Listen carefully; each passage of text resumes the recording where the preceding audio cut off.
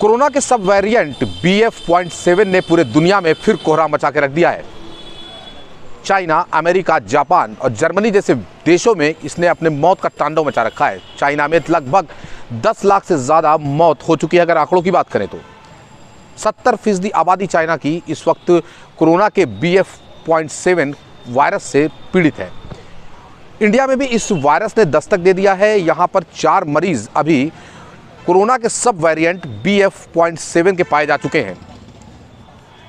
हालांकि सरकारों ने दावा किया है कि वो तैयारियों को पूरा कर रही है। लोगों को मास्क पहनने के लिए एक बार फिर हिदायत दे दी गई है। साथ ही साथ सोशल डिस्टेंसिंग की बात की जा रही है। पुलिसकर्मियों को कहा गया है कि मास्क लगा के चलें। लेकिन आप मेरे पीछे देख सकते हैं कि सदर अस्पताल में इस वक्त मैं हूं, गोरखपुर जिला चिकित्सालय में, जहां कई पुलिसकर्मी आपको खड़े हुए दिखेंगे। किसी के चेहरे पे कोई मास्क नहीं है, ना ही कोरोना प्रोटोकॉल का कोई ध्यान रखा जा रहा है। इसके साथ सरकार का ये कहना है कि कोरोना से फैलने वाली महामारी के मद्देनज़र जिला अस्पतालों को और स्वास्थ्य विभाग को पूरी तरीके से अलर्ट कर दिया गया है। स्वास्थ्य विभाग भी दावा कर रहा है कि वो कोरोना के लिए ज़रूरी प्रबंध करने में लगा हुआ है। हम आपको बता दें कि कोविड-19 का कोरोना वायरस, जिसका वेरिएंट ओमिक्रॉन था, ओमिक्रॉन के बाद अब सब वेरिएंट BF.7 ने दुनिया में एक बार फिर कोहराम मचा दिया है। आप सभी को याद होगा कि जब कोरोना की दूसरी लहर आई तो मौतों का आंकड़ा हिंदुस्तान में सबसे ज़्यादा था। उस वक्त ताबड़तोड़ और बेतहाशा मौतें होती चली जा रही थीं। ऑक्सीजन की कमी की वजह से लोग मरने पे मजबूर हो रहे थे। सरकार और प्रशासन पूरी तरीके से पस्त हो चुका था। लेकिन कोरोना की दूसरी लहर के नतीजों को देखते हुए, उससे मची हुई तबाही को देखते हुए उत्तर प्रदेश सरकार समेत केंद्र सरकार ने अब लोगों के स्वास्थ्य को ध्यान में रखते हुए ऑक्सीजन की उपलब्धता को कराने के लिए ज़्यादा से ज़्यादा ऑक्सीजन प्लांट लगाने की बात कही। खुद गोरखपुर ज़िले के अंदर 17 ऑक्सीजन प्लांट लगाए गए हैं। इन प्लांट के ज़रिए से अब आने वाले दिनों में अगर किसी को कोई ज़रूरत पड़ती है तो कहीं से उसे लंबी कतारों में नहीं खड़ा होना पड़ेगा और बहुत ही आसानी से ऑक्सीजन उपलब्ध होगा। ज़िला चिकित्सालय के अंदर भी एक ऑक्सीजन प्लांट लगा हुआ है। इसके अलावा अलग अलग मुख्तलिफ जगहों पर ऑक्सीजन प्लांट को लगाया गया है। हम आपको बता दें कि ये वायरस, कोरोना का जो सब वेरिएंट है BF.7, ये इतना ख़तरनाक है कि ओमिक्रॉन और कोविड-19 के वायरस से कहीं ज़्यादा खतरनाक है। ये एंटीबॉडी को भी भेदने में क्षमता रखता है। एंटीबॉडी के बावजूद ये बहुत ही गोपनीय और खामोशी से बॉडी के अंदर घुस जाता है।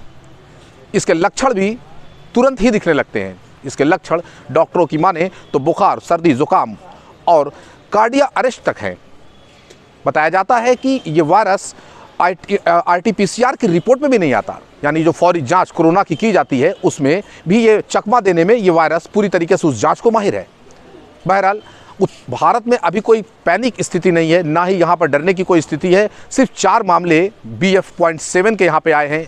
अंदाज़ा लगाया जा रहा है कि बहुत जल्द सरकार इस पर भी काबू पाने की कोशिश करेगी।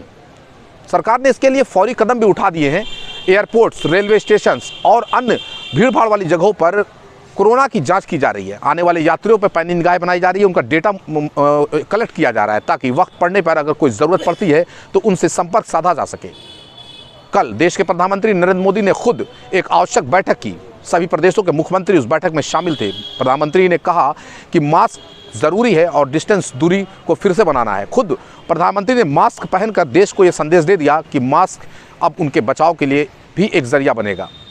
बहरहाल प्रदेश और केंद्र सरकार इस बात को लेकर फिक्रमंद है कि कैसे आने वाले इस महामारी को, जो वैश्विक महामारी है कोरोना, इससे निपटा जाए। खासतौर के कोरोना के सब वेरिएंट BF.7 से निपटने के लिए उन्होंने कई रणनीतियां तैयार की हैं।